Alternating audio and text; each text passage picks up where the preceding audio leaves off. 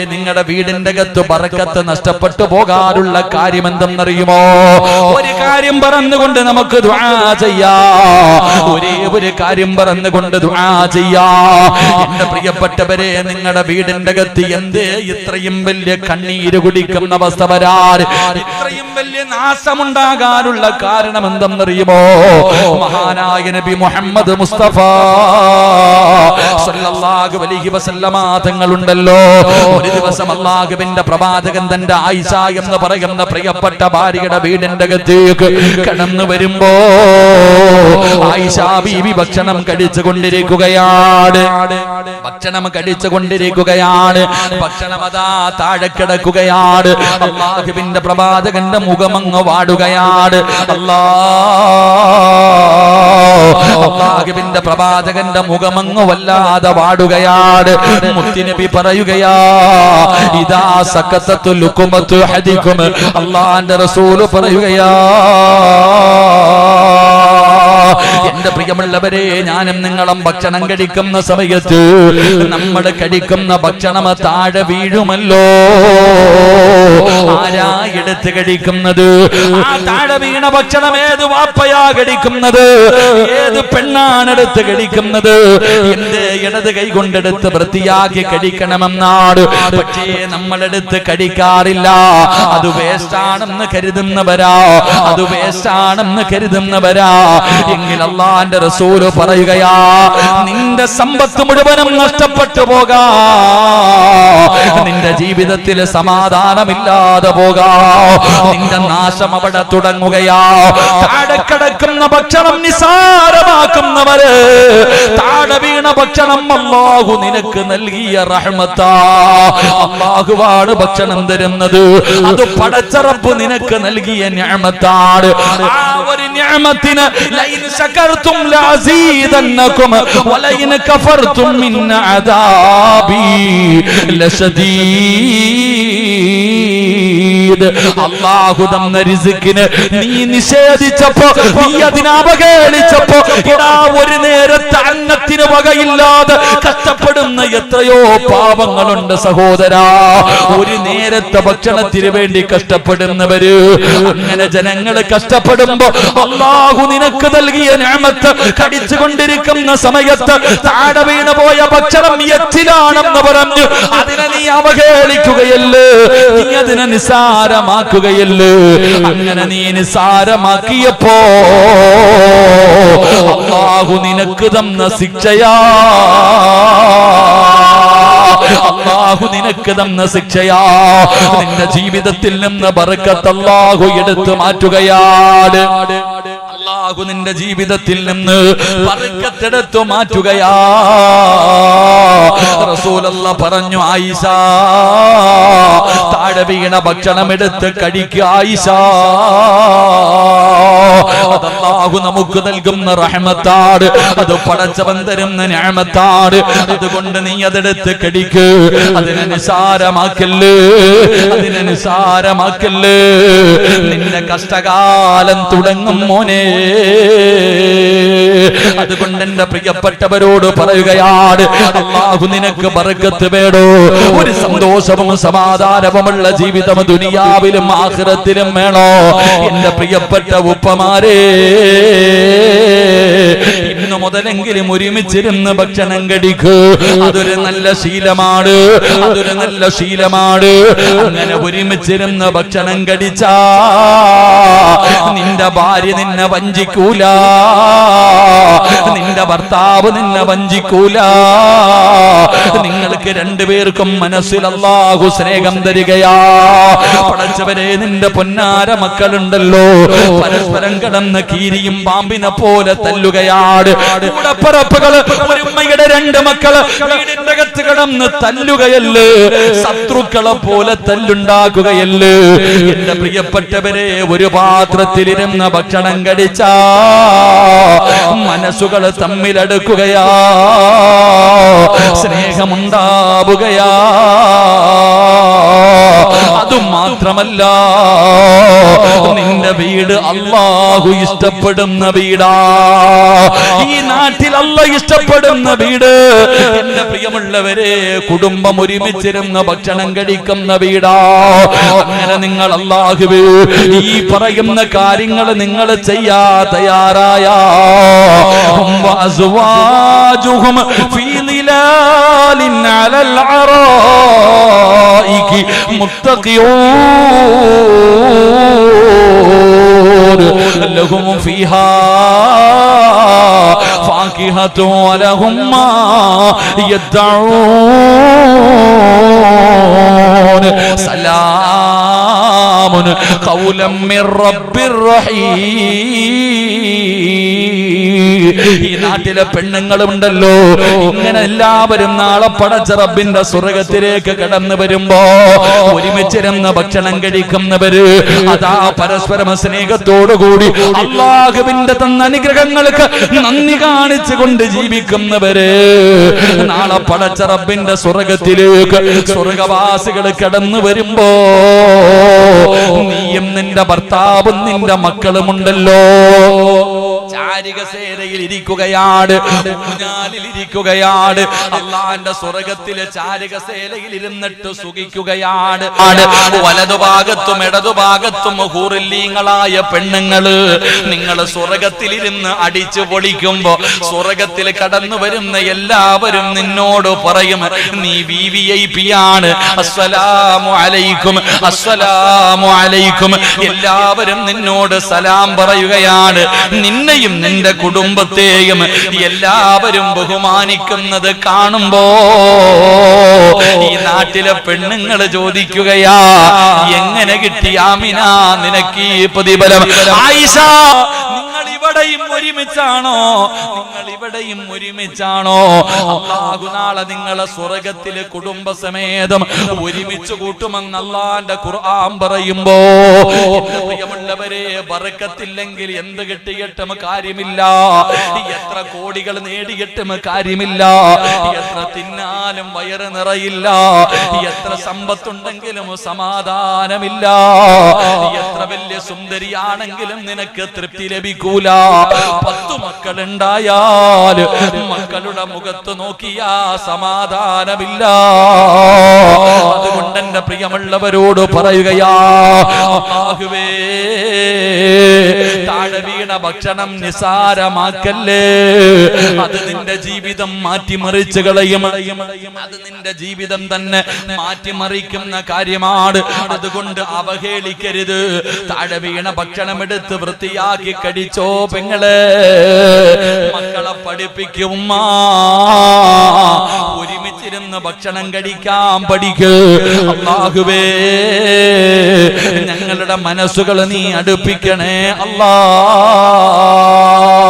യാസീൻ ഓതുന്ന സമയത്ത് ഒരാള് യാസീൻ ഓതുമ്പോ, പടച്ചവനെ എന്റെ ഇന്ന കാര്യം നീ സാധിപ്പിച്ചു തരണമെന്ന് നിയ്യത്ത് ചെയ്തിട്ട് യാസീൻ ഓതിയ അതിന് ഉത്തരമുണ്ടെന്ന് നബി മുഹമ്മദ് മുസ്തഫ.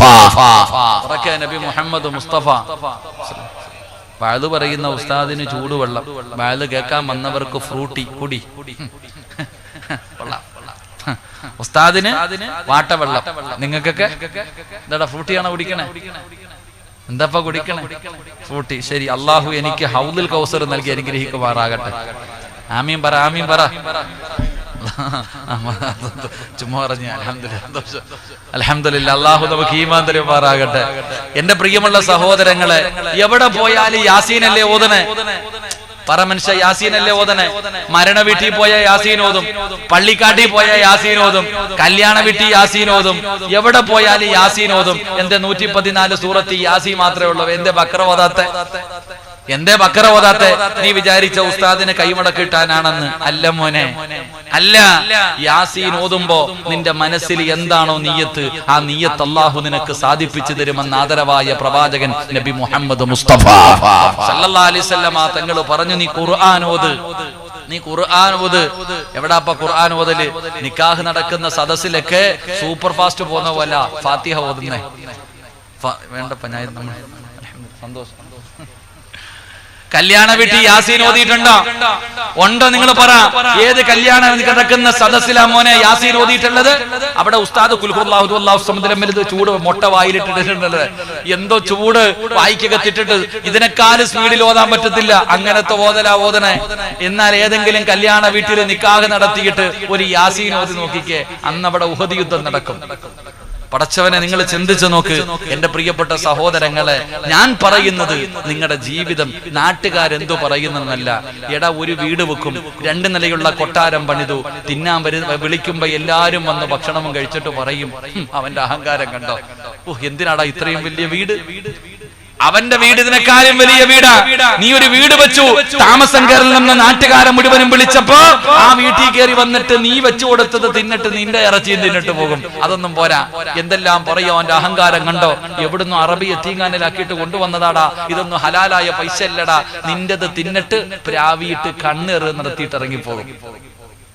അതുകൊണ്ടാണ് ഈ പഴയ ആൾക്കാരൊക്കെ പറയുന്നത്, ഞങ്ങളുടെ നാട്ടിലൊക്കെ വീടിന്റെ പണി പരിപൂർണമായിട്ട് ചെയ്യാറില്ല, ഒരല്പം ബാക്കി വെച്ചേക്കും, കണ്ണീർ കിട്ടാതിരിക്കാൻ. എല്ലാം ചെയ്തു കഴിഞ്ഞാല്, എല്ലാം കഴിഞ്ഞിട്ട് അപ്പൊ ആര് വന്നാലും പറയും വീടിന്റെ പണി പൂർത്തീകരിച്ചില്ല, അൽഹംദുലില്ലാ അങ്ങ് തുടങ്ങിയതാ, ഒരല്പമെങ്കിലും വെക്കും. അതിനെന്ത്? എന്തിനാ? ചില വീടിന്റെ മുന്നിൽ ഇങ്ങനെ കോലം കെട്ടിയിട്ടിരിക്കും. എന്തിന്? കണ്ണീർ കിട്ടാതിരിക്കാൻ. കണ്ണീർ വലിയ വിഷയമാ. അള്ളാന്റെ റസൂൽ സല്ലല്ലാഹു അലൈഹി വസല്ലം തങ്ങൾ കുറച്ചും കാത്തിരക്ഷിക്കുമാറാകട്ടെ. ഞാൻ തമാശ പറഞ്ഞതല്ല, ഹദീസ് തന്നെയുണ്ട്. ഉദാഹരണം പറഞ്ഞ, വീടിന്റെ മുന്നിൽ നല്ല മനോഹരമായിട്ട് ഒരു വാഴ ഇങ്ങനെ കൊലച്ചു നിൽക്കാം. അപ്പൊ ചില ആൾക്കാർ ഇങ്ങനെ റോഡിൽ കൂടെ പോകുമ്പോ പറയും, ആമിന, എന്തൊരു കൊലയാടി ഇത് പടച്ചവനെ, അല്ലാഹുവേ, ആ കൊല അവിടെ നിന്ന് അടയാളം പോലും കാണൂല, കരിഞ്ഞു പോകും. അത് അവരെ കുറ്റം പറഞ്ഞിട്ട് കാര്യമില്ല, ചില ആൾക്കാരുടെ നാവ് അങ്ങനെ. എന്റെ പ്രിയപ്പെട്ട, ഞാൻ എന്റെ ഒരു അനുഭവം, വലിയ പെരുന്നാളിന് ഉളുഹിയ ഇറക്കാറുണ്ട്. അപ്പൊ പോത്തിനെ വാങ്ങാൻ വേണ്ടി ഒരു അച്ചായന്റെ വീട്ടിൽ പോയി. എന്റെ ജീവിതത്തിൽ ഞാൻ പഠിച്ചതാ. ഒരു അച്ചായന്റെ വീട്ടിൽ അദ്ദേഹം എല്ലാ വർഷവും ഇങ്ങനെ പോത്തിനെ വാങ്ങി വളർത്തും, എന്നിട്ട് കൊടുക്കും. അപ്പൊ അച്ചായന്റെ വീട്ടിൽ പോകുമ്പോ ഒരു മനോഹരമായ പോത്തുണ്ട്, പക്ഷെ പോത്തിന്റെ വാലിലെ തോൽ ഉരിഞ്ഞു പോയി. അത് കാരണം അച്ചായൻ തന്നെ പറഞ്ഞു, ഉസ്താദ്, ഇത് നിങ്ങൾക്ക് ഉളുഹിയയ്ക്ക് പറ്റുന്നതല്ല. അപ്പൊ അദ്ദേഹം പറഞ്ഞ ഒരു കഥയുണ്ട്, എനിക്ക് ഇന്നും ഓർമ്മയുണ്ട്. ഞാൻ ചങ്ങനാശ്ശേരി പഴയ പള്ളിയിൽ നിന്ന് അവിടുത്തെ സെക്രട്ടറി ഉൾപ്പെടെയാ പോയെ. അപ്പൊ അയാള് പറയാ, ഉസ്താദെ, ഒരുത്തൻ ഇത് നോക്കാൻ വന്നു. ഇത് നോക്കാൻ വന്നിട്ട് ഇതിന്റെ വാല് കണ്ടപ്പോ അവൻ പറഞ്ഞു, അവൻ പൈസ പറഞ്ഞു, പക്ഷെ അങ്ങോട്ടും ഇങ്ങോട്ടും വിലയുടെ കാര്യത്തിൽ അങ്ങോട്ട് ക്ലിയർ ആയില്ല. അപ്പൊ ഇവൻ പറഞ്ഞു, ഇതിന്റെ വാല് വല്ലാത്തതാച്ചാ, എന്തൊരു വാല, പടച്ചവനായ. അവൻ പറഞ്ഞിട്ട് അങ്ങ് പോയി. പിറ്റേ ദിവസം കാക്ക വന്ന് കൊത്തി ആ വാലങ്ങ് പോയി. ഒറ്റ വാക്കേ പറഞ്ഞുള്ളൂ, വല്ലാത്ത വാലാന്ന്.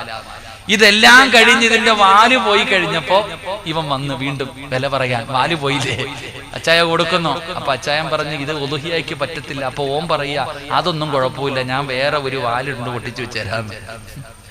അപ്പൊ ഞാൻ പറഞ്ഞത് ആ ഒരു വാക്ക് കണ്ണീർ വല്ലാത്തതാ.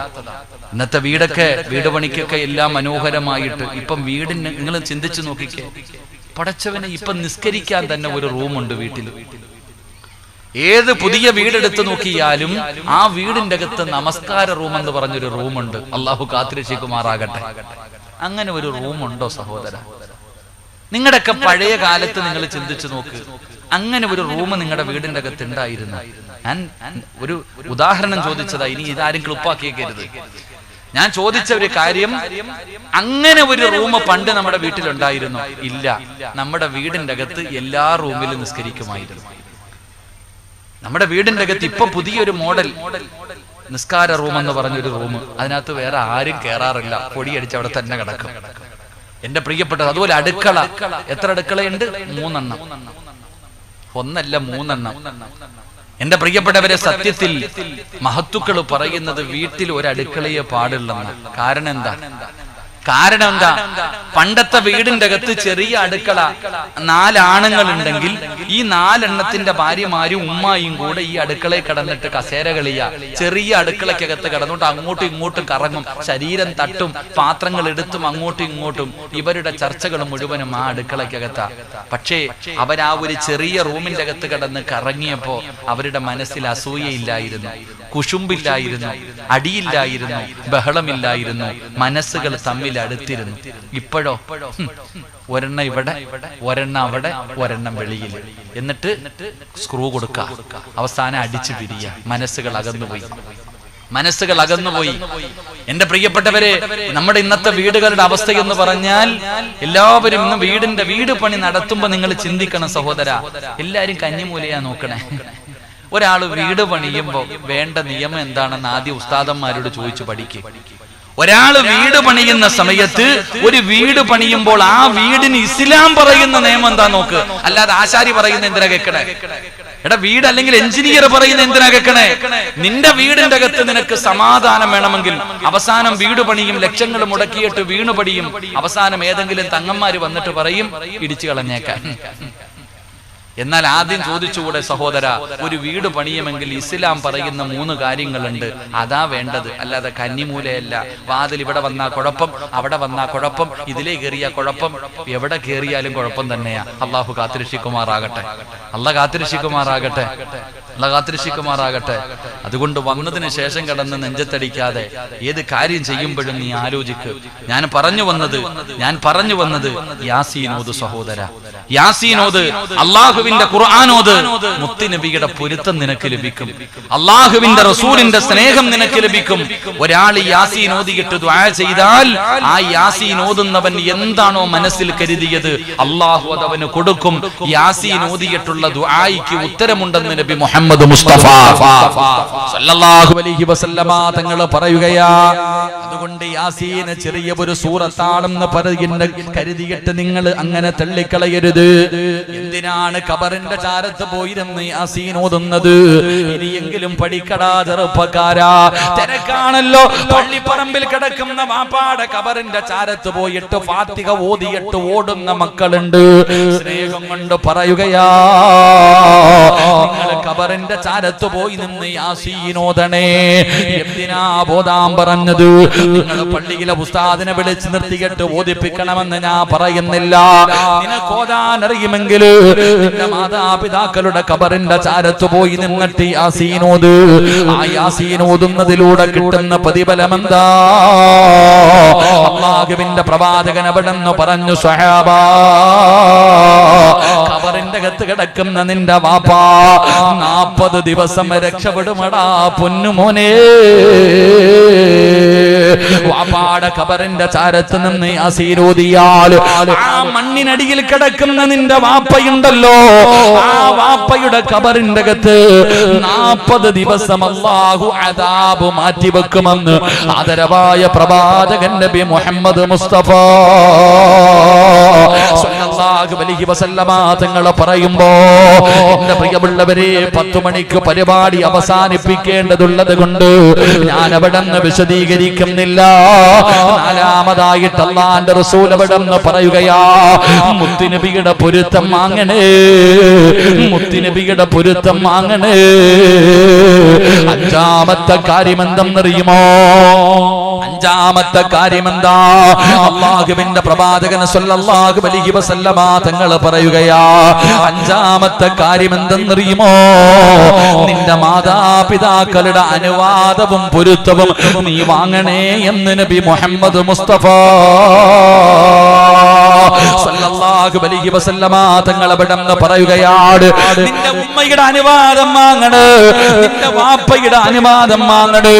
മാതാപിതാക്കളുടെ പൊരുത്തമില്ലാതെ നീ തുടങ്ങല്ലേ പൊന്നുമോര്. എത്ര പേരാ വാപ്പയോട് അനുവാദം ചോദിച്ചത്? പുതിയ ബിസിനസ് തുടങ്ങുമ്പോ ഉമ്മാനോട് പറഞ്ഞ് എത്ര പേരാ ഉള്ളത്? വാപ്പയോട് പറഞ്ഞ് എത്ര പേരാ ഉള്ളത്? കൂട്ടുകാര് പറയുന്നത് കേട്ടുകൊണ്ട് ലക്ഷങ്ങൾ കൊണ്ടുപോയി വലിച്ചെറിഞ്ഞിട്ട് അവസാനമെല്ലാം നഷ്ടപ്പെട്ടു പോയിട്ട് പടച്ചവനെ ഇനി എന്ത് ചെയ്യണമെന്നറിയാതെ പ്രയാസപ്പെട്ടുകൊണ്ടിരിക്കുന്ന സമയത്ത് തന്റെ പ്രിയപ്പെട്ട മാതാവിന്റെ മുന്നിൽ വന്നിട്ട് പറയുന്ന ഉമ്മാ, എല്ലാം നഷ്ടപ്പെട്ടു പോയുമ്മ. അവസാനമല്ലടാ ചെറുപ്പക്കാരാ പറയേണ്ടത്, ഈ സദസ്സിലിരിക്കുന്നവരോട് പടച്ചവനെ നിങ്ങളും ആരോട് പറയും? നിങ്ങളുടെ ഭാര്യമാരോട് പറയുമല്ലോ, നിങ്ങളുടെ ഭാര്യമാരോട് കച്ചവടം തുടങ്ങുമ്പോ പറയുമല്ലോ, പുതിയ കാര്യങ്ങൾ തുടങ്ങുമ്പോ ഭാര്യയോട് പറയുമല്ലോ. എന്തേ ഉമ്മയോട് പറയാത്തത്? എന്തേ ഉപ്പയോട് പറയാത്തത്? പറയേണ്ടത് അവരോടല്ലേ ചെറുപ്പക്കാരാ. ആദ്യമായിട്ട് പറയേണ്ടത് മാതാപിതാക്കളോടല്ലേ. ഭാര്യ ഇന്നലെ കേറി വന്നവളല്ലേ, അവൾ ഇന്നലെ നിന്റെ ജീവിതത്തിലേക്ക് കടന്നു വന്നവളല്ലേ മോനെ, നീ വിചാരിക്കും അത് ചെറിയ പാപമാണെന്ന്. ഇതൊക്കെയാണോ ഉസ്താദ് പറയേണ്ടത് എന്ന് പറയുന്ന എന്റെ പ്രിയപ്പെട്ടവരോട്, നിനക്കതിന്റെ ഗൗരവം അറിയാഞ്ഞിട്ടാ, നിനക്കതിലൂടെ വരുന്ന നഷ്ടത്തെ കുറിച്ച് നിനക്കറിയാഞ്ഞിട്ടാ. ഒരു ചരിത്രം പറഞ്ഞു തരട്ടെ ചെറുപ്പക്കാരാ, ഒരു ചരിത്രം പറഞ്ഞു തരട്ടെ പെങ്ങള്. മഹാനായ നബി മുഹമ്മദ് മുസ്തഫ സല്ലല്ലാഹു അലൈഹി വസല്ലമ തങ്ങളുടെ ചാരത്തേക്ക് സ്വഹാബികൾ കടന്നു വരികയാണ്. നിറകണ്ണുകളോടെ മുത്തുനബിയുടെ ചാരത്ത് വന്നിട്ട് സ്വഹാബികൾ പറയുന്നു, നബിയേ യാ റസൂലല്ലാഹ്, അല്ലാഹുവിന്റെ പ്രവാചകരേ, അൽഖമദാ മരണത്തോട് മല്ലടിച്ചുകൊണ്ട് കിടക്കുകയാണ്. അല്ലാഹുവിന്റെ പ്രവാചകന്റെ പ്രിയപ്പെട്ട സ്വഹാബിയായ അൽഖമ റളിയല്ലാഹു തആല അൻഹു അവിടുന്ന് സക്കറാത്തിന്റെ അവസ്ഥയിൽ മരണത്തോട് മല്ലടിച്ചുകൊണ്ട് കിടക്കുമ്പോ അല്ലാഹുവിന്റെ പ്രവാചകന്റെ സ്വഹാബികളെ ചാരത്ത് കിടന്നു ചെന്നിട്ട് പറഞ്ഞു കൊടുക്കുന്നു, ലാ ഇലാഹ ഇല്ലല്ലാഹ്. അവിടുന്ന് ഷഹാദത്ത് കലിമ പറഞ്ഞു കൊടുക്കുകയാ. അൽഖമയ്ക്ക് പറയണമെന്നുണ്ട്, പക്ഷേ നാവ് പൊങ്ങുന്നില്ല, നാവ് പൊങ്ങുന്നില്ല. അല്ലാഹുവിന്റെ പ്രവാചകന്റെ മുന്നിൽ വന്നിട്ട് സ്വഹാബത്ത് പറഞ്ഞു കൊടുക്കുമ്പോ മുത്തുനബി ചോദിച്ച ചോദ്യം എന്തെന്നറിയുമോ? സഹാബാ, അൽഖമ 5 നേരവും നമസ്കരിക്കുമോ? സഹാബാ, അല്ലാഹുവിന്റെ പ്രവാചകൻ അവിടെന്ന് ചോദിക്കുമ്പോ സ്വഹാബത്ത് പറയുന്നു, നബിയേ യാ റസൂലല്ലാഹ്, അല്ലാഹുവിന്റെ റസൂലേ, അൽഖമ ഒരു വഖത്ത് പോലും മുടക്കാത്ത സഹാബിയാ. പ്രവാചകൻ അവിടെന്ന് രണ്ടാമതായി ചോദിക്കുകയാ, അൽഖമയുടെ ഉമ്മ ജീവിച്ചിരിപ്പുണ്ടോ? അൽഖമയുടെ ഉമ്മ ജീവിച്ചിരിപ്പുണ്ടോ? ആ ഉമ്മയുമായിട്ട് എങ്ങനെയാണ് അൽഖമ? ആ സമയത്ത് സ്വഹാബികൾ പറഞ്ഞു, നബിയേ ഉമ്മാനെ വല്ലാത്ത ഇഷ്ടമാ, ഉമ്മാനോട് വല്ലാത്ത സ്നേഹമാ, ഉമ്മയ്ക്ക് ഖിദ്മത്ത് ചെയ്യുന്ന മകനാ. പക്ഷേ നബിയേ, അൽഖമയുടെ ഉമ്മയ്ക്ക് ഒരേ ഒരു പരാതിയുണ്ട് നബിയേ. അൽഖമ റളിയല്ലാഹു തആല അൻഹുവിന്റെ മാതാവിന് ഒരേ ഒരു പരാതിയുണ്ട് നബിയേ. അല്ലാഹുവിന്റെ റസൂൽ വിളിച്ചുകൊണ്ട് വരാൻ പറയുകയാണ്. ഈ സദസ്സിലിരിക്കുന്ന ഓരോ ഭർത്താക്കന്മാരും കേട്ടോ, ഓരോ മക്കളും കേട്ടോ, മോനെ ഇത് നിനക്ക് പഠിക്കാനുള്ള ചരിത്രമാ. നിങ്ങളെ സിറാജിനെ കുറ്റപ്പെടുത്തിയിട്ട് കാര്യമില്ല, എന്നെ വേദനാൽ ഞങ്ങളെ കുറ്റം പറയുന്നു എന്ന് നിങ്ങൾ പറയരുത്. അല്ലാഹുവിന്റെ പ്രവാചകൻ പറഞ്ഞു, ഉമ്മാനെ വിളിച്ചു കൊണ്ടുവരാറ്. അൽഖമ റളിയല്ലാഹു തആല അൻഹുവിന്റെ മാതാവ് മുത്തുനബിയുടെ മുന്നിലേക്ക് വന്നപ്പോ റസൂലുള്ളാഹി ചോദിക്കുന്നു, ഉമ്മാ പൊന്നുമകനുമായിട്ട് എങ്ങനാ ഉമ്മ? അൽഖമയുമായിട്ട് എങ്ങനെയാണ്? അവിടെന്ന് പറയുന്നു, നബിയേ എനിക്കവനെ വല്ലാത്ത ഇഷ്ടമാണ് നബിയേ, എനിക്കവനോട് വല്ലാത്ത സ്നേഹമാണ് നബിയേ, അവനെ ഞാൻ വല്ലാതെ കഷ്ടപ്പെട്ട് വളർത്തിയതാണ്. പക്ഷേ ഉമ്മയുടെ മനസ്സിന്റെ വേദന എന്തെന്നറിയോ? ഉമ്മയുടെ മനസ്സിന്റെ വേദന എന്തെന്നറിയോ? യാ റസൂലല്ലാഹ്, എന്ത് കാര്യമുണ്ടെങ്കിലും അവൻ ആദ്യം പറയുന്നത് അവന്റെ ഭാര്യയോടാണ് നബിയേ. എന്തുണ്ടെങ്കിലും അവൻ ആദ്യം വന്നിട്ട് അവന്റെ കാര്യങ്ങൾ പറയുന്നത് അവന്റെ ഭാര്യയോടാ, പിന്നെ എന്നോട് പറയുകയുള്ളൂ. അവൻ രണ്ടാമത് എന്നോട് പറയുകയുള്ളൂ. അവൻ ആദ്യം പറയേണ്ടത് എന്നോടല്ലേ നബിയേ, ഞാൻ അവന്റെ ഉമ്മയല്ലേ നബിയേ, ഞാൻ അവനെ കഷ്ടപ്പെട്ട് വളർത്തിയതല്ലേ നബിയേ, അവൻ എന്നെക്കാലു സ്നേഹം അവന്റെ ഭാര്യയോടാണ് നബിയേ. അതെനിക്ക് സഹിക്കാൻ കഴിയുന്നില്ല നബിയേ. അല്ലാഹുവിന്റെ റസൂല് പറഞ്ഞു, ഉമ്മ പൊരുത്തപ്പെട്ട് കൊടുക്കുമ്മ. അൽഖമയ്ക്ക് ലാ ഇലാഹ ഇല്ലല്ലാഹ് പറയാൻ അൽക്കമയ്ക്ക് ലാ ഇലാഹ ഇല്ലല്ലാഹ് പറയാ കഴിയുന്നില്ല ഉമ്മ, നിങ്ങളൊന്ന് പൊരുത്തപ്പെട്ട് കൊടുക്ക്. അൽക്കമ റളിയല്ലാഹു തആല അൻഹുവിന്റെ മാതാവ് പറഞ്ഞു, ഇല്ല നബിയേ, അവൻ എന്നോട് ഇങ്ങനെ ചെയ്യാ പാടില്ലായിരുന്നല്ലോ, ഞാൻ അവന്റെ ഉമ്മയല്ലേ. എടാ ചെറുപ്പക്കാരാ, ഉമ്മാനെ തല്ലിയതിന്റെ പേരിലല്ല, ഉമ്മാനെ കണ്ണുനീര് കുടിപ്പിച്ചതിന്റെ പേരിലല്ല, ഉമ്മാനെ ഭാര്യയുടെ വാക്ക് കേട്ടിട്ട് വീട്ടിൽ നിന്ന് അടിച്ചിറക്കി വിട്ടതിന്റെ പേരിലല്ല, ഉമ്മാനെ കുത്തുവാക്ക് പറഞ്ഞതിന്റെ പേരിലല്ല. പിന്നെ എന്തുകൊണ്ടാണ് തന്റെ നാവ് പൊങ്ങാത്തതിന്റെ കാരണമെന്തെന്നറിയോ? എന്ത് കാര്യവും ആദ്യം പറയുന്നത് ഭാര്യയോടാ, എന്നെ ഉമ്മയോട് പറയാറുള്ളൂ. ആ ഒറ്റ മനസ്സ് വേദനിച്ചതിന്റെ പേരില്, ആ മാതാവിന്റെ മനസ്സ് വേദനിച്ചതിന്റെ പേരില് അവിടുന്ന് ഷഹാദത്ത് കലിമ പറയാ കഴിഞ്ഞില്ലെന്ന് ചരിത്രം പറയുമ്പോ സാധാരണ ഒരാളല്ല, അസ്വഹാബി കന്നുചൂ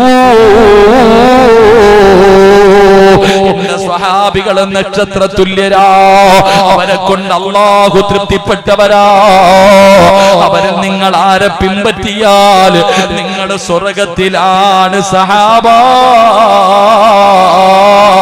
എന്ന് അല്ലാഹുവിന്റെ റസൂൽ പറഞ്ഞ സ്വഹാബിയാ.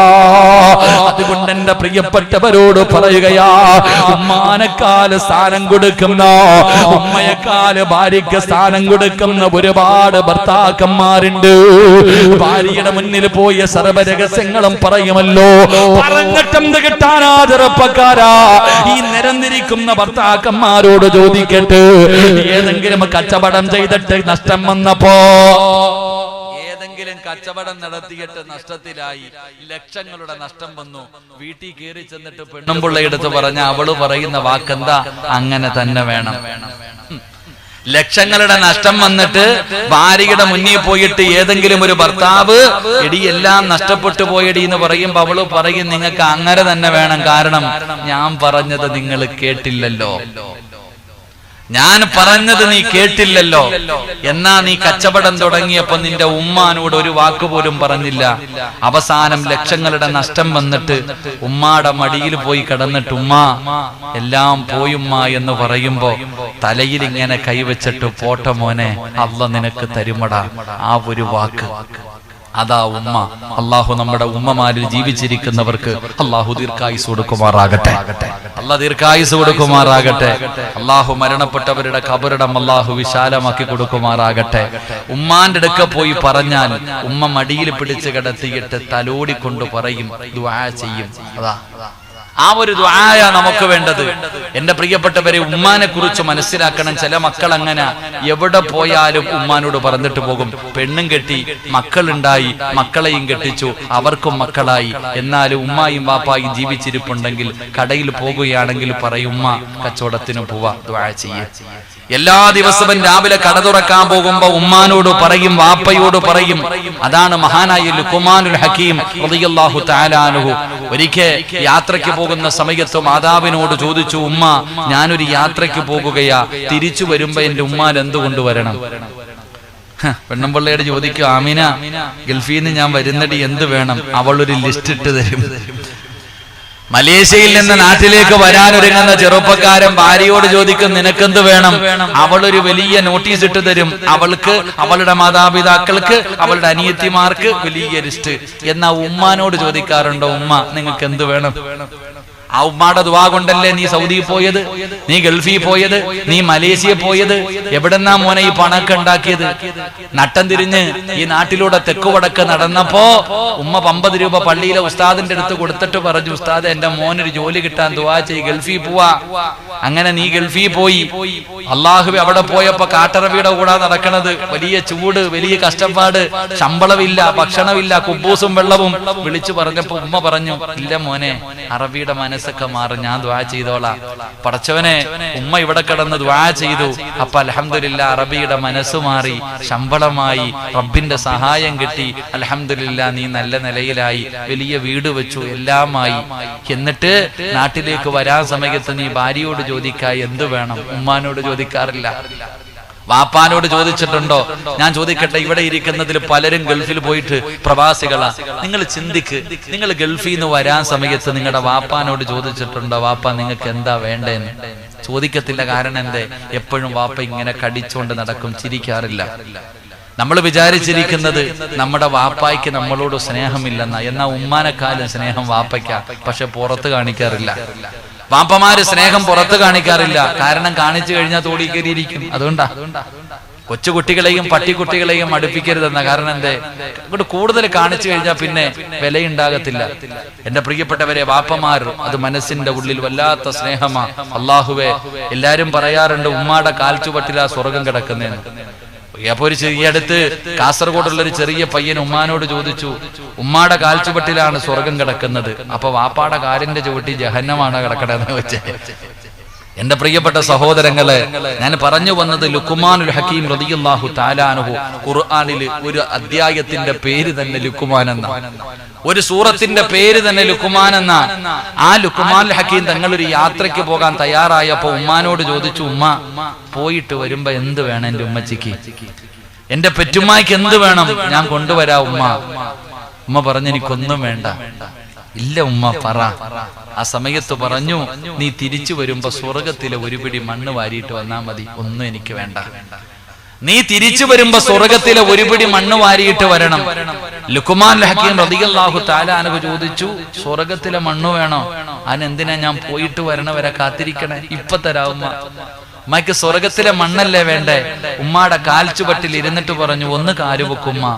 ഉമ്മ കാലുവെക്കിയപ്പോ ആ കാല് ചുംബിച്ചിട്ട് കാലിന്റെ അടിയിൽ നിന്ന് ഒരു പിടി മണ്ണ് വാരി ഉമ്മയുടെ കൈ വെച്ചിട്ട് പറഞ്ഞു, ഇതാ ഉമ്മ സ്വർഗത്തിലെ മണ്ണ്.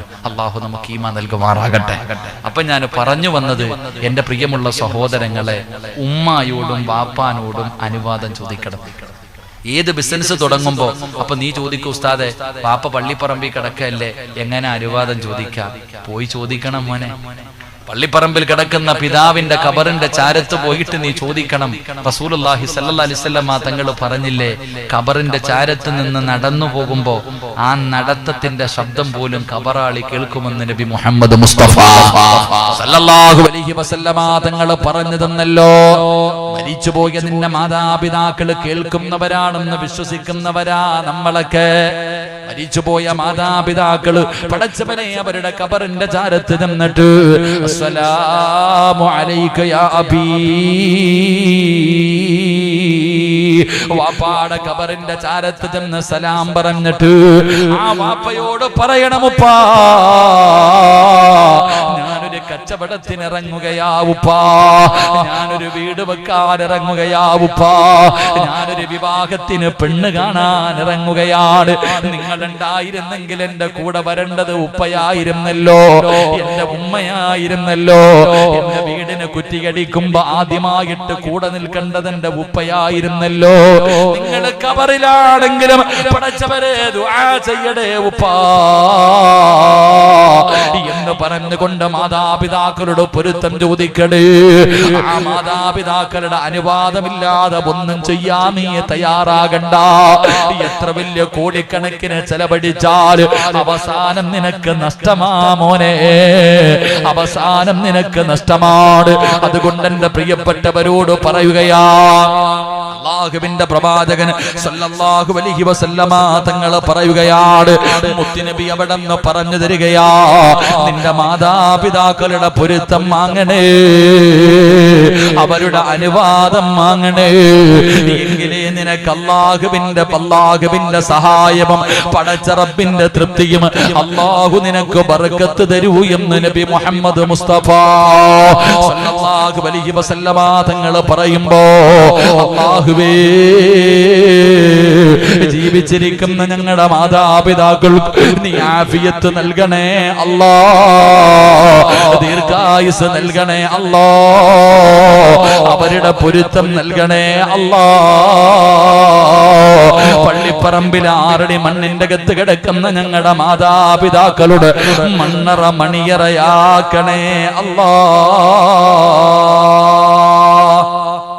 ഇനി പറയുന്ന ഈ കാര്യങ്ങൾ നിങ്ങൾ ആരെങ്കിലും ചെയ്താൽ നീ കെട്ടിയ വീടിന്റെ അകത്തിനിയും ബർക്കത്ത് കടന്നു വരികയാണ്. നിന്റെ കടയിലേക്ക് ബർക്കത്ത് വരാനുള്ള വഴിയാണ്. നിന്റെ കച്ചവടത്തിൽ അഭിവൃദ്ധി ഉണ്ടാകാനുള്ള വഴിയാ. അപ്പൊ കഴിഞ്ഞതൊക്കെ പോകട്ടെ, ഇനിയെങ്കിലും പറയുന്നതൊന്ന് അനുസരിക്കൂ. ഈ പറയുന്ന കാര്യങ്ങളെങ്കിലും നിനക്കൊന്ന് ചെയ്യാൻ കഴിയുമോ? എന്റെ പ്രിയപ്പെട്ടവരെ, മഹാനായ നബി മുഹമ്മദ് മുസ്തഫ സല്ലല്ലാഹു അലൈഹി വസല്ലമ തങ്ങൾ പറയുകയാണ്. മഹാനായ അനസ് ഇബ്നു മാലിക് റളിയല്ലാഹു തആല അൻഹു, അല്ലാഹുവിന്റെ റസൂൽ അവിടെന്ന് പറയുന്നു, യാ ബുനയ്യ ഇദാ ദഖൽത അലാ അഹ്ലിക ഫസല്ലിം യകൂനു ബർകതക അലൈക വഅലാ അഹ്ലി ബൈതിക. അനസ് ഇബ്നു മാലിക് റളിയല്ലാഹു തആല അൻഹുവിനോട് അല്ലാഹുവിന്റെ പ്രവാചകൻ അവിടെന്ന് വിളിക്കുന്നു, മോനെ അനസ്, നിനക്ക് ബർക്കത്ത് വേണോ അനസ്? നിന്റെ കുടുംബക്കാർക്ക് ബർക്കത്ത് വേണോ അനസ്? വീടിന്റെ അകത്ത് ബർക്കത്ത് വേണമെന്ന് ആഗ്രഹിക്കുന്നവര്, കുടുംബ ജീവിതത്തില് ബർക്കത്ത് വേണമെന്ന് ആഗ്രഹിക്കുന്നവര്, സമ്പത്തില് ബർക്കത്ത് വേണമെന്ന് ആഗ്രഹിക്കുന്നവര്, കച്ചവടത്തില് ബർക്കത്ത് വേണമെന്ന് ആഗ്രഹിക്കുന്നവര്, കടയ്ക്കകത്ത് ബർക്കത്ത് വേണമെന്ന് ആഗ്രഹിക്കുന്നവര്, ബെഡ്റൂമില് ബർക്കത്ത് വേണമെന്ന് ആഗ്രഹിക്കുന്നവര്, ഭക്ഷണത്തില് ബർക്കത്ത് വേണമെന്ന് ആഗ്രഹിക്കുന്നവര്, അല്ലാഹുവിന്റെ റസൂലാണ് വിളിക്കുന്നത്, യാ ബുനയ്യ, മോനെ അനസ്, ഇദാ ദഖൽത അലാ അഹ്ലിക, നീ നിന്റെ വീട്ടുകാരുടെ മുന്നിലേക്ക് കടന്നു പോയാൽ, നീ നിന്റെ വീട്ടിലേക്ക് കടന്നു ചെന്നാ നീ എന്ത് ചെയ്യണമെന്നറിയുമോ? ഫസല്ലിം, നീ സലാം പറയണേ. അല്ലാഹുവിന്റെ പ്രവാചകം പറയുകയാ, ഇന്നത്തെ ഈ വഅദ് കേട്ടിട്ട് നിങ്ങൾ ഓരോരുത്തരും നിങ്ങളുടെ വീട്ടിലേക്ക് കടന്നു ചെല്ലുമ്പോൾ, നിങ്ങൾ ഇന്നത്തെ വഅദ് കേട്ട് വീട്ടിലേക്ക് ചെല്ലുമ്പോ നിങ്ങൾ പറയണേ, അസ്സലാമു അലൈക്കും വറഹ്മത്തുള്ളാഹ്. നിങ്ങൾ സലാം പറയണേ. അങ്ങനെ സലാം പറഞ്ഞ യകൂനു ബർക്കത, അല്ലാഹുവിന്റെ റസൂൽ പറയുന്ന, യകൂനു ബർക്കത അലൈക വഅലാ അഹ്ലി ബൈതിക, നിന്റെ വീട്ടിൽ അല്ലാഹു ബർക്കത്ത് ചെയ്യുമെന്ന് ആദരവായ പ്രവാചകൻ നബി മുഹമ്മദ് മുസ്തഫ സല്ലല്ലാഹു അലൈഹി വസല്ലമ തങ്ങൾ പറഞ്ഞു, നിന്റെ വീടിന്റെ അകത്ത് ബർക്കത്ത് കിട്ടാനുള്ള ഒരു വഴി, നീ നിന്റെ വീട്ടിലേക്ക് ചെന്നാൽ സലാം പറയണേ എന്ന് നബി മുഹമ്മദ് മുസ്തഫ. ഉറക്കെ പറ, നബി മുഹമ്മദ് മുസ്തഫ. എങ്ങനാ സലാം പറയുന്നത് ഒന്ന് പറഞ്ഞേ, ഒന്ന് പറഞ്ഞങ്ങാതി. സലാം മൂന്ന് രീതിയിൽ. സലാം മൂന്ന് രീതിയിൽ. ഒന്ന്, അസ്സലാമു അലൈക്കും. രണ്ട്, അസ്സലാമു അലൈക്കും വറഹ്മത്തുള്ളാഹി. മൂന്ന്, അസ്സലാമു അലൈക്കും വറഹ്മത്തുള്ളാഹി തആല വബറകാതുഹു. ഇതിലെ ഏതാ പറയേണ്ടത്? സലാം മൂന്ന് രീതിയിൽ. എന്തേ വെടികൊണ്ടതുപോലെ ഇരിക്കണേ? എന്തേ വെടികൊണ്ടതുപോലെ ഇരിക്കണേ? സ്വന്തം പെണ്ണുമ്പുള്ളെ എടുത്ത് സലാം പറയണ എത്ര ഭർത്താക്കന്മാരുണ്ട്? നാലിച്ചുക്ക് വീട്ടിൽ കയറി ചെല്ലുമ്പോ ഭാര്യയോട് പറയാ, അസ്സലാമു അലൈക്കും. ഇന്ന് വയത് കഴിഞ്ഞിട്ട് നിങ്ങൾ ആരെങ്കിലും വീട്ടിൽ പോയിട്ട് പെണ്ണുമ്പുള്ളെ എടുത്ത് സലാം പറഞ്ഞ ഓള് ചിന്തിക്കും, പഠിച്ചവനെ ശൈത്താൻ വല്ലതും കൂടിയല്ല. പതിവാ ഇങ്ങനെ ആദ്യമായിട്ടാ. നിങ്ങൾ ചിരിക്കണ്ട. നിങ്ങളെങ്ങാണം പോയിട്ട് സലാം പറഞ്ഞ, ഓ ആമിന ഇന്ന് വീട്ടിൽ പോയിട്ട് ബെല്ലടിച്ചു, കെട്ടിയവൻ ഉറക്കത്തിൽ നിന്ന് എഴുന്നേറ്റ് വരിക, ഇച്ച ഇങ്ങനെ ഇറങ്ങി വന്ന് വാതിൽ തുറക്കുമ്പോ ആമിനത്തെ ഇങ്ങനെ നിന്നിട്ട് അസ്സലാമു അലൈക്കും വറഹ്മത്തുള്ളാഹി തആല വബറകാതുഹു അങ്ങാരി വെടി കൊണ്ടതുപോലെ നിൽക്കുക. പടച്ചവനെ, ഉസ്താദിന്റെ അടുക്കുന്ന ഒരു ചരട് പൊതി വാങ്ങണം, കാരണം വാതിന് പോയപ്പോ ഏതോ ശൈത്താൻ കൂടിയെന്ന്. കാരണം നമ്മളാരും പറയാറില്ല, നമ്മളാരും സലാം പറയാറില്ല. നമ്മളെക്കാളും വലിയ പിശുക്കന്മാര് ലോകത്തുമില്ല. അള്ളാഹു കാത്തിരക്ഷിക്കുമാറാകട്ടെ. എന്തേ മനുഷ്യ ഒരു സലാം പറഞ്ഞ ഫോൺ വന്നാൽ ആദ്യം ചോദിക്കുന്നത് ഹലോന. സലാം പറയണ എത്ര പേരുണ്ട്? സ്വന്തം പെണ്ണുമ്പിള്ളയാ വിളിക്കുന്നതെന്നറിയാം. അറിയാത്ത നമ്പരാണെങ്കിൽ നിങ്ങൾ ചോദിക്കും, ഉസ്താദ് അറിയാത്ത നമ്പരാണെങ്കിൽ ഒരു അമുസ്ലിമാണ് വിളിക്കുന്നെങ്കിൽ സലാം പറയാൻ പാടുണ്ടോ? ഇല്ല. നിന്റെ പെണ്ണുമ്പിള്ളയാ വിളിക്കണേ, നമ്പര് നിനക്കറിയാം, എന്നാ നീ അസ്സലാമു അലൈക്കും എന്തേന്ന് ചോദിക്കും? ഇല്ല. പെണ്ണുമ്പിള്ള വിളിച്ച് ആദ്യം ചോദിക്കുക എന്തേന്ന് ചോദിക്കണേ? ഭാര്യയെ വിളിക്കുമ്പോ അറിയാം. ഭാര്യയാണ് ഫോൺ വിളിക്കുന്നെങ്കിൽ അറിയാം. ചുമ്മാതെ നിൽക്കുക കൂട്ടുകാരുടെ കൂടെ, അപ്പോഴാണ് പെണ്ണുമ്പിള്ള ഫോൺ വിളിക്കണത്. എടുത്തിട്ട് എന്താടി, എന്താ വിശേഷം, സുഖം, കഴിഞ്ഞു, അസ്സലാമു അലൈക്കും. അപ്പൊ മനസ്സിലായിക്കൊണ്ട് അത് ഭാര്യയെ വിളിച്ച്. വേറെ ആരെങ്കിലും വിളിക്കുവാണെങ്കിൽ ചോദിക്കും, ഹലോ എന്താ, സുഖമാണോ, തിന്നോ, ഉറങ്ങിയോ, കടന്നോ, നടന്നോ? ഇതവസ്ഥ. എന്റെ പ്രിയപ്പെട്ട സഹോദരങ്ങളെ, വീട്ടിലേക്ക് കടന്നുപോയാൽ സലാം പറയണം, അതും പരിപൂർണമായി പറയണം. ഇനി വീടിന്റെ അകത്ത് ആളില്ലെങ്കിലും സലാം പറയണം. വീടിന്റെ അകത്ത് ആളില്ലെങ്കിലും സലാം പറയണം. നീ രാവിലെ കട തുറക്കാൻ പോവാ, എങ്ങനെയാ സലാം പറയണ്ടേ? കട തുറക്കുമ്പോ അല്ലാഹുവിന്റെ പ്രവാചകൻ പറയുന്നു, അസ്സലാമു അലൈനാ വഅലാ ഇബാദില്ലാഹി സ്വാലിഹീൻ. കട തുറക്കുമ്പോഴും നീ സലാം പറയണേ. മടക്കാൻ കടക്കകത്ത് ആളില്ലെങ്കിലും അല്ലാഹുവിന്റെ മലക്കുകളുണ്ടല്ലോ, അല്ലാഹു ഇഷ്ടപ്പെട്ടവരുണ്ടല്ലോ. എന്റെ പ്രിയപ്പെട്ടവരെ, വീടിന്റെ അകത്ത് ആരുമില്ല, പൂട്ടിക്കിട്ടിരിക്കുകയാണ് എങ്കിലും വീടിന്റെ അകത്ത് കയറുമ്പോ അസ്സലാമു അലൈനാ വഅലാ ഇബാദില്ലാഹി സ്വാലിഹീൻ. അവിടുന്ന് സലാം പറയണേ. ഈ സലാം നിനക്ക് രക്ഷയാണ്. ഈ സലാം ബർക്കത്ത് കൊണ്ടുവരികയാണ്, അല്ലാഹുവിന്റെ സഹായം കൊണ്ടുവരികയാണ്. ഈ സലാം പറയുന്നതിലൂടെ നിന്റെ മനസ്സുകൾ അടുക്കുകയാ. അതുകൊണ്ട് പ്രവാചകൻ അവിടുന്ന് പറയുകയാ, സലാം പറഞ്ഞുകൊണ്ട് നിന്റെ വീട്ടിലേക്ക് കടന്നു ചെല്ലു. അല്ലാഹു നിന്നിലും നിന്റെ വീട്ടിലും ബർക്കത്ത് ചെയ്യുമെന്ന് ആദരവായ പ്രവാചകൻ നബി മുഹമ്മദ് മുസ്തഫ സല്ലല്ലാഹു അലൈഹി വസല്ലമ തങ്ങൾ പറയുകയാണ്. അതാ സലാം പറയുന്നവർക്ക് കിട്ടുന്ന പ്രതിഫലം എന്തെന്നറിയുമോ? വഅൻ അബീ ഉമാമ റളിയല്ലാഹു തആല അൻഹു ഖാല റസൂലുള്ളാഹി സ്വല്ലല്ലാഹു അലൈഹി വസല്ലം ഇന്ന ഔലൻ നാസി ബില്ലാഹി മൻ ബദഅഹും ബിസ്സലാം. സലാം പറഞ്ഞുകൊണ്ട് തുടങ്ങണേ. ആദ്യം സലാം പറയുന്നവന്, ആദ്യമായിട്ട് സലാം പറയുന്നവന് ഒരാളെ കാണുമ്പോ അവൻ പറയട്ടെ എന്നല്ല, നീ പറയട്, നീ മത്സരിക്കട്. ആദ്യമായിട്ട് ആരാണോ സലാം പറയുന്നത് അവൻ അല്ലാഹുവിന്റെ സാമീപ്യം ലഭിക്കുമെന്ന് നബി മുഹമ്മദ് മുസ്തഫ സല്ലല്ലാഹു അലൈഹി വസല്ലമ തങ്ങൾ പറയുകയാണ്. അവൻ അല്ലാഹുവിന്റെ സാമീപ്യം ലഭിക്കുകയാണ്. അതുകൊണ്ട് എന്റെ പ്രിയമുള്ളവര്, വീട് വെച്ച് കഴിഞ്ഞു, കച്ചവടം തുടങ്ങിക്കഴിഞ്ഞു, കുടുംബജീവിതം തുടങ്ങിക്കഴിഞ്ഞു, അതാ വാഹനം എടുത്തു കഴിഞ്ഞു, ഇനി അതിനകത്ത് ബർക്കത്ത് കിട്ടാനുള്ള വഴിയാ. നീ സലാം പറയടേ.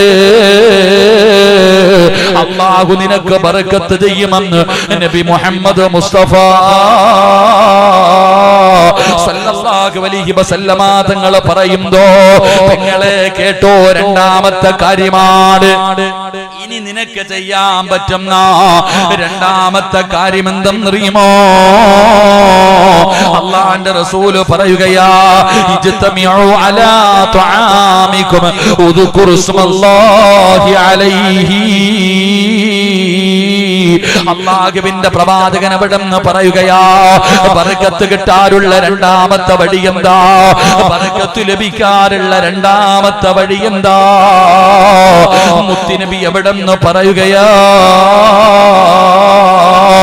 അല്ലാഹുവിന്റെ റസൂൽ അവിടുന്ന് പറയുകയാ, നിങ്ങൾ ഭക്ഷണം കഴിക്കുമ്പോ ബിസ്മില്ലാഹിർ റഹ്മാനിർ റഹീം, ബിസ്മി പറഞ്ഞുകൊണ്ട് ഭക്ഷണം കഴിക്കാൻ തുടങ്ങണേ. എന്റെ പ്രിയമുള്ളവരെ, ഈ നാട്ടിൽ അല്ലാഹുവിന് ഏറ്റവും ഇഷ്ടപ്പെട്ട വീട് ഏതെന്നറിയുമോ? നിങ്ങളുടെ ഈ നാട്ടില് അല്ലാഹുവിന് ഏറ്റവും ഇഷ്ടപ്പെട്ട ഭവനം ഏതെന്നറിയുമോ?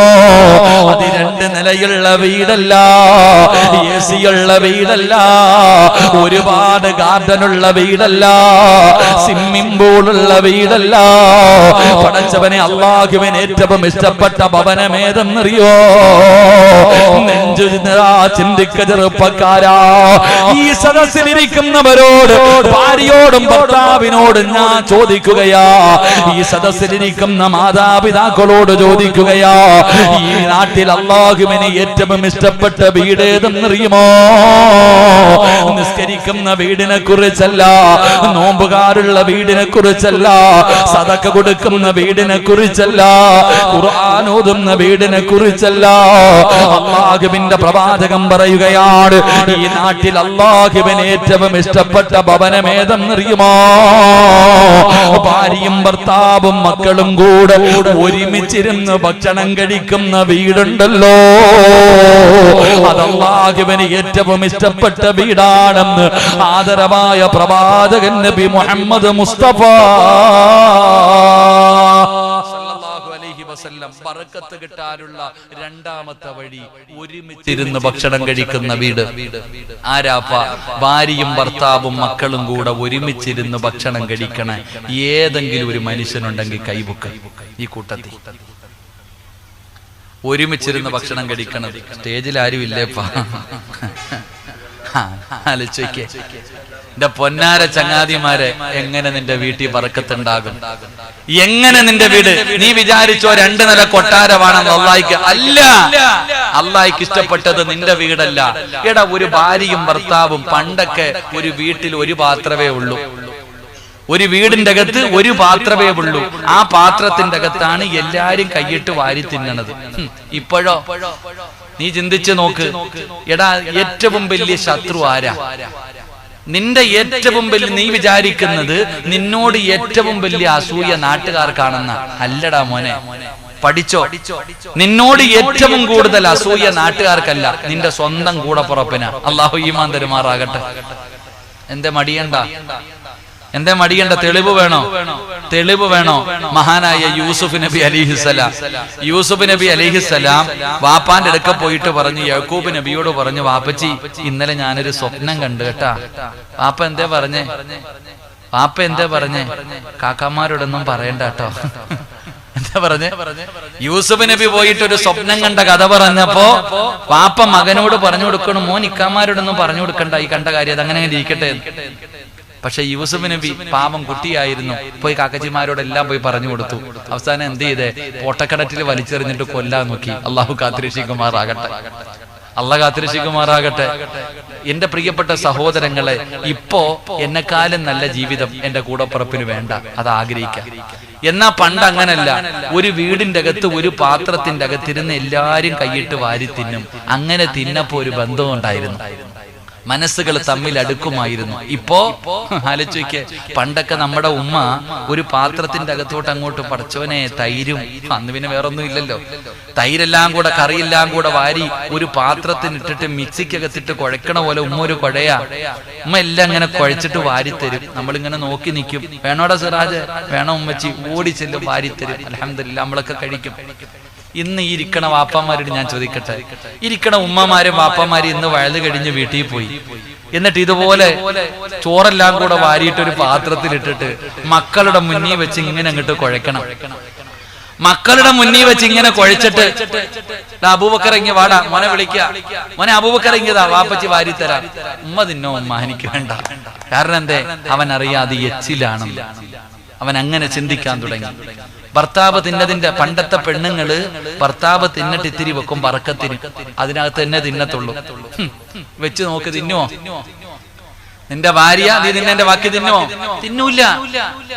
നിന്റെ ജീവിതം ചുമ്മാതല്ല കന്നാസിൽ കടന്ന് തല്ലണത്. അള്ളാഹു കാത്തിരക്ഷിക്കുമാറാകട്ടെ.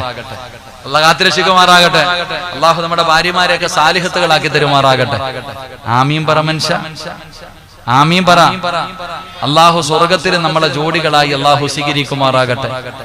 ഈ ദുനിയാവിലെ ഭാര്യയെ സ്വർഗത്തിലും ഭാര്യയായിട്ട് കിട്ടണമെന്ന് ആഗ്രഹമുള്ള ഭർത്താക്കന്മാരൊന്ന് കൈവക്കിക്ക്.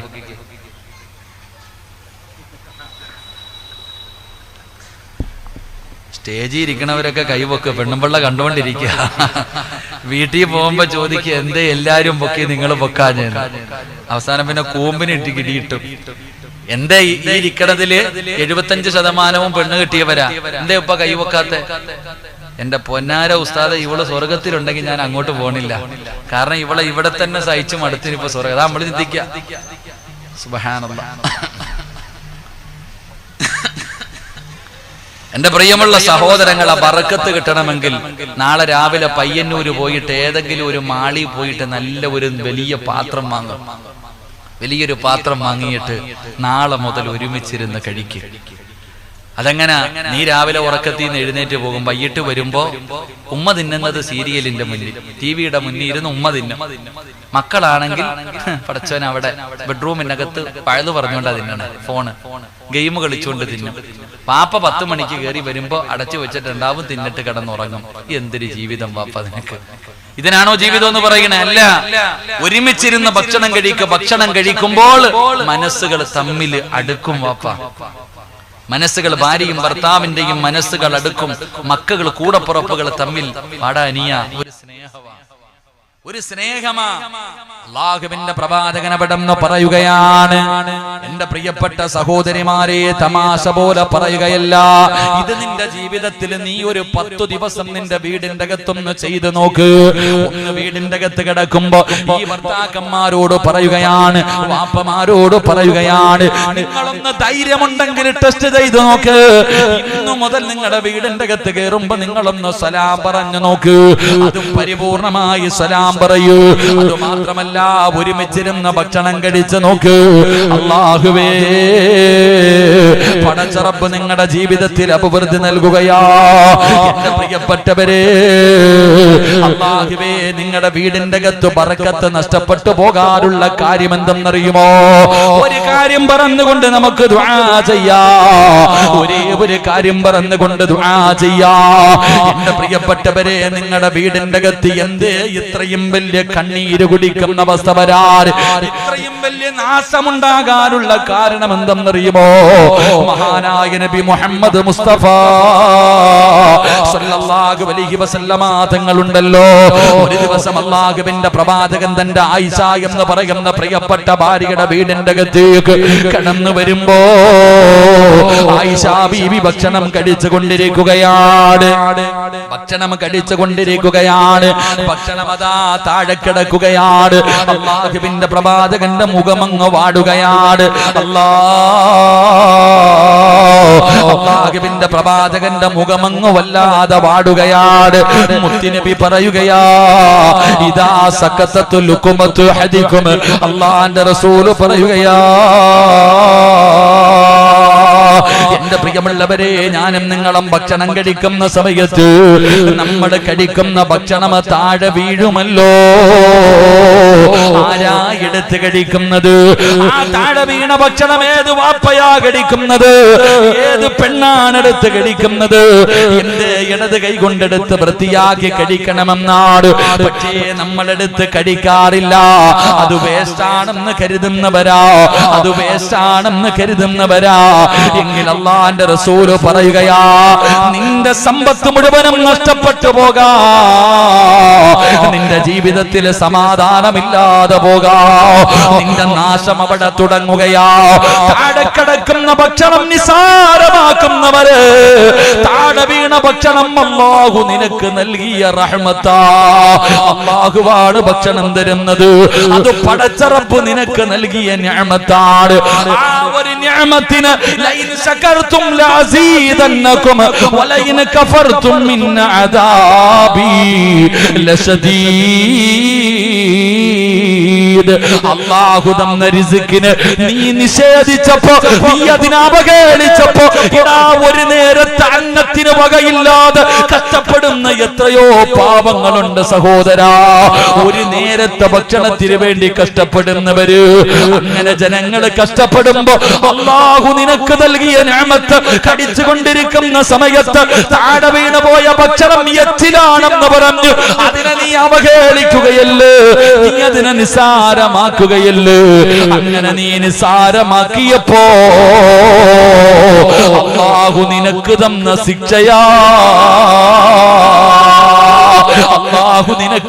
ശിക്ഷയാ. നിന്റെ ജീവിതത്തിൽ നിന്ന് ബർക്കത്ത് അല്ലാഹു എടുത്തു മാറ്റുകയാണ്. അല്ലാഹു നിന്റെ ജീവിതത്തിൽ നിന്ന് ബർക്കത്ത് എടുത്തു മാറ്റുകയാ. റസൂലല്ലാഹ് പറഞ്ഞു, ആയിഷ താഴെ വീണ ഭക്ഷണം എടുത്ത് കഴിക്കുക ആയിഷ. അല്ലാഹു നമുക്ക് നൽകുന്ന റഹ്മത്താണ്, അത് പടച്ചവൻ തരുന്ന നിഅമത്താണ്. അതുകൊണ്ട് നീ അതെടുത്ത് കടിക്ക്, അതിനെ നിസാരമാക്കല്ലേ, അതിനെ നിസാരമാക്കല്ലേ. നിന്റെ കഷ്ടകാലം തുടങ്ങും മോനെ. അതുകൊണ്ട് എന്റെ പ്രിയപ്പെട്ടവരോട് പറയുകയാണ്, അല്ലാഹു നിനക്ക് ബർക്കത്ത് വേണോ, ഒരു സന്തോഷവും സമാധാനവുമുള്ള ജീവിതം ദുനിയാവിലും ആഖിറത്തിലും വേണോ?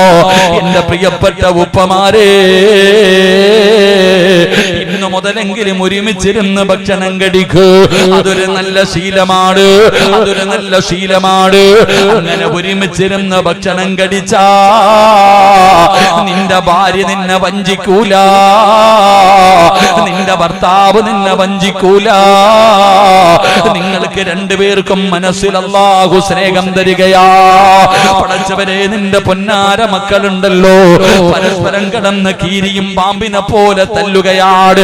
കൂടപ്പിറപ്പുകള്, ഒരു ഉമ്മയുടെ രണ്ട് മക്കള് വീടിന്റെ അകത്ത് കടന്ന് തല്ലുകയല്ലേ, ശത്രുക്കളെ പോലെ തല്ലുണ്ടാക്കുകയല്ലേ. എന്റെ പ്രിയപ്പെട്ടവരെ, ഒരു പാത്രത്തിലിരുന്ന ഭക്ഷണം കഴിച്ചാ മനസ്സുകൾ തമ്മിലടുക്കുകയാ, സ്നേഹമുണ്ടാവുകയാ. അതുമാത്രമല്ല, നിന്റെ വീട് അല്ലാഹു ഇഷ്ടപ്പെടുന്ന വീടാ, ഈ നാട്ടിൽ അല്ലാഹു ഇഷ്ടപ്പെടുന്ന വീട്.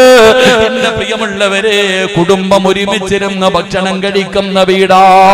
അങ്ങനെ നിങ്ങൾ അല്ലാഹുവേ ഈ പറയുന്ന കാര്യങ്ങൾ നിങ്ങൾ ചെയ്യാ തയ്യാറായ وأزواجهم في ظلال على الأرائك متكئون لهم فيها فاكهة ولهم ما يدعون سلام قولا من رب رحيم.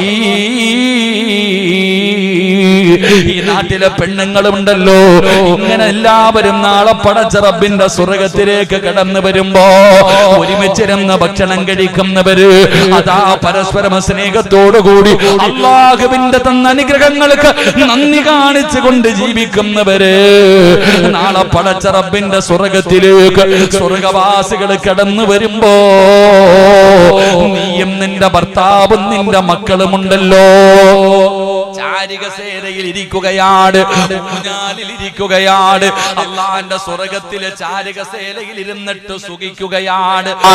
വലതുഭാഗത്തും ഇടതുഭാഗത്തും ഹൂറില്ലീങ്ങളായ പെണ്ണുങ്ങള്, നിങ്ങൾ സ്വർഗത്തിലിരുന്ന് അടിച്ചു പൊളിക്കുമ്പോ സ്വർഗത്തിൽ കടന്നു വരുന്ന എല്ലാവരും നിന്നോട് പറയും, നീ VIP ആണ്, അസ്സലാമു അലൈക്കും, അസ്സലാമു അലൈക്കും. എല്ലാവരും നിന്നോട് സലാം പറയുകയാണ്. നിന്നെയും നിന്റെ കുടുംബത്തെയും എല്ലാവരും ബഹുമാനിക്കുന്നത് കാണുമ്പോ ഈ നാട്ടിലെ പെണ്ണുങ്ങൾ ചോദിക്കുകയാ, എങ്ങനെ കിട്ടി ആമിന നിനക്ക് ഈ പ്രതിഫലം? ആയിഷ, നിങ്ങൾ ഇവിടെയും ഒരുമിച്ചാണോ? നിങ്ങൾ ഇവിടെയും ഒരുമിച്ചാണോ? അല്ലാഹു നാളെ നിങ്ങളെ സ്വർഗ്ഗത്തിലെ കുടുംബസമേതം ഒരുമിച്ച് കൂട്ടുമെന്ന് അല്ലാഹുവിന്റെ ഖുർആൻ പറയുമ്പോ, എന്റെ പ്രിയമുള്ളവരെ, ബർക്കത്തില്ലെങ്കിൽ എന്ത് കിട്ടിയിട്ടും കാര്യമില്ല, എത്ര കോടികൾ നേടിയിട്ടും കാര്യമില്ല, എത്ര തിന്നാലും വയറ് നിറയില്ല, എത്ര സമ്പത്തുണ്ടെങ്കിലും സമാധാനമില്ല, എത്ര വലിയ സുന്ദരിയാണെങ്കിലും നിനക്ക് തൃപ്തി ലഭിക്കൂല. 10 മക്കളുണ്ടായാൽ മക്കളുടെ മുഖത്ത് നോക്കിയാ സമാധാനമില്ല. അതുകൊണ്ട് എന്റെ പ്രിയമുള്ളവരോട് പറയുകയാ, അല്ലാഹുവേ,